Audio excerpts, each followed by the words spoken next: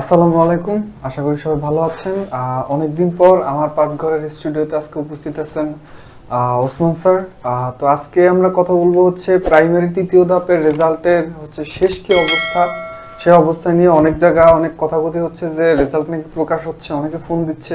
তো এই বিষয়টা আজকে একটু আমরা ক্লিয়ার হব। তো চলুন শুরু করা যাক। স্যার কেমন আছেন? আলহামদুলিল্লাহ, বেশ, আশা করি ভালো আছো। স্যার এই যে প্রাইমারি তৃতীয় ধাপের যে নিয়োগের কন্ট্রোভার্সিটা স্যার, এইটা সম্পর্কে স্যার একটু খোলাখুলি কিছু বলে দিলে স্যার। আচ্ছা, তো এইটার সম্পর্কে খোলাখুলি বলতে গেলে, আচ্ছা, তো এই ক্ষেত্রে আমরা একটু মহামান্য হাইকোর্টে যে মামলাটি শুনানি হয়েছে, ওই মামলাটির কজ লিস্টটি একটু দেখব। তো এটা 12/12/24 তারিখে মহামান্য হাইকোর্টের দ্বৈত বেঞ্চ জাস্টিস ফাতেমা নাজিব এবং জাস্টিস শিকদার মাহমুদুর রহমানের বেঞ্চে এইটা শুনানি হয়। শুনানির পরে হেয়ার্ড ইন পার্ট আংশিক। এরপরে 7 তারিখে ওনারা এটার হিয়ারিং রাখেন, তবে 7 তারিখের হিয়ারিংটা হয় আজকে, 8 তারিখে হিয়ারিংটা হয়। 8 তারিখে হিয়ারিংটা হয় এবং 8 তারিখে হিয়ারিংয়ে মানে আজকে এবং 8 তারিখে হিয়ারিংয়ের সর্বশেষ বিভিন্ন সোর্স থেকে আমরা যে তথ্যগুলো পেলাম সেই তথ্যটুকুর একদম সামারি হচ্ছে যে 6,000 খুব সম্ভবত 6,000 স্যার, অ্যাপ্রক্সিমেটলি 6,000। আচ্ছা, আমি একটু দেখিয়ে বলি। আচ্ছা, 6,531 জনের সর্বশেষটা হলো যে 6,531 জনের পক্ষে মোটামুটি আদালত এখন পর্যন্ত ওই পক্ষেই আছেন। এবং আমি যতটুকু জানতে পেরেছি বিভিন্ন সোর্স থেকে যে বিবাদী পক্ষের অর্থাৎ সরকার পক্ষ, তো এখানে একটা বিবাদী পক্ষের যে বিজ্ঞ আইনজীবী আছেন উনি খুব শক্ত যুক্তি তুলে ধরেছেন এবং তিনি স্পষ্টতই বলেছেন যদি নতুন বিধি যেহেতু পরিবর্তন হয় না, আমি বারবার যে কথাটা বলে এসেছি আবির, বিধি একদম প্রথম থেকে ওইটাই বিজ্ঞ আইনজীবী মহোদয় উনি ওইটাই মহামান্য কোর্টের সামনে সেটা তার যে যুক্তিটা খুব স্ট্রংলি তুলে ধরেছেন যে তাহলে বাকি নিয়োগগুলো বাদ করে দিতে হবে বা বাকি নিয়োগগুলো নতুন করে রিফর্ম করতে হবে। তো যাই হোক, এখন সর্বশেষ আপডেটটা যেটা হলো যে এই 6,531 জনের পক্ষে এখন পর্যন্ত আছেন। আর সবচেয়ে বড় কথা হলো কি আবির, যেহেতু এটা সাবজুরি মানে বিচারাধীন বিষয়, তো এই বিষয়ে মন্তব্য করার মতো এখতিয়ার বা মন্তব্য করার মতো মেধা এটা তো কোনোটাই আমাদের নেই। সর্বশেষ এটা আদালতেরই সিদ্ধান্ত এবং আদালত শুনানি মানে এটা শুনেছেন এবং আদালত পরবর্তীতে সামনের বুধবার অর্থাৎ 15/1/2025 তারিখে আবার পুনরায় শুনানির তারিখ রেখেছেন।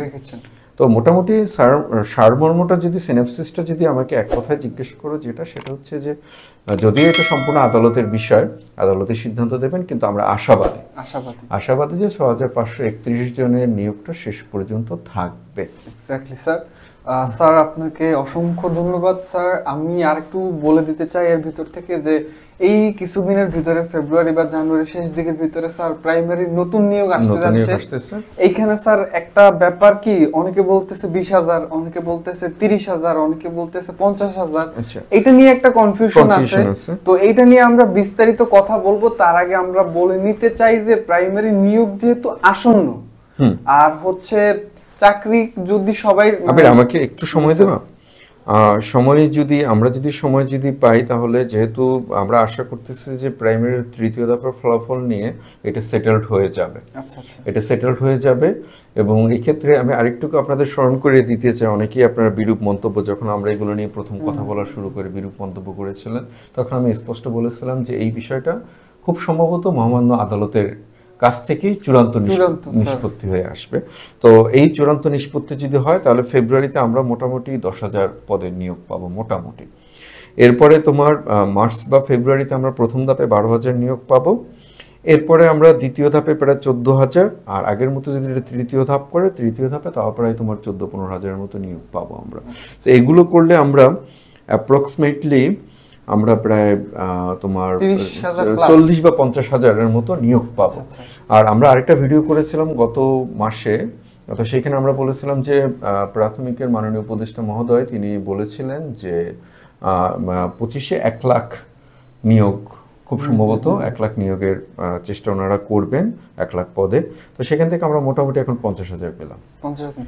স্যার অসংখ্য ধন্যবাদ। স্যার আমি আরেকটু বলে দিতে চাই যে আমাদের হচ্ছে যে 3 মাসের যে কোর্স 100 দিনের 100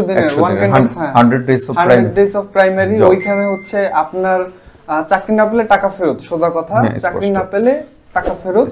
ওইভাবে হচ্ছে আপনাদেরকে প্রিপেয়ার করার জন্য কি কি প্রয়োজন সেগুলো নিয়ে আমরা কাজ করতেছি। খুব শীঘ্রই আমরা এই নিয়ে একটা ভিডিও বানাবো আপনাদের জন্য। যদি হচ্ছে কারো মনে হয় বা কেউ যদি কনভিন্সড হন যে আচ্ছা ঠিক আছে যে আমার পাঠ্য নির্ভরযোগ্য একটা প্রতিষ্ঠান, এখানে আমরা প্রিপারেশন নিতে পারি, তো অবশ্যই আমাদের সাথে যোগাযোগ করবেন। আমাদের কথা হচ্ছে এইটুকুই যে আপনার বিশ্বস্ততার জায়গায় যদি আমরা পৌঁছাতে পারি তাহলে প্রায়োরিটি লিস্টে আমরা এই জন্য প্রথমে থাকি। তো সবাইকে ধন্যবাদ, আল্লাহ হাফেজ।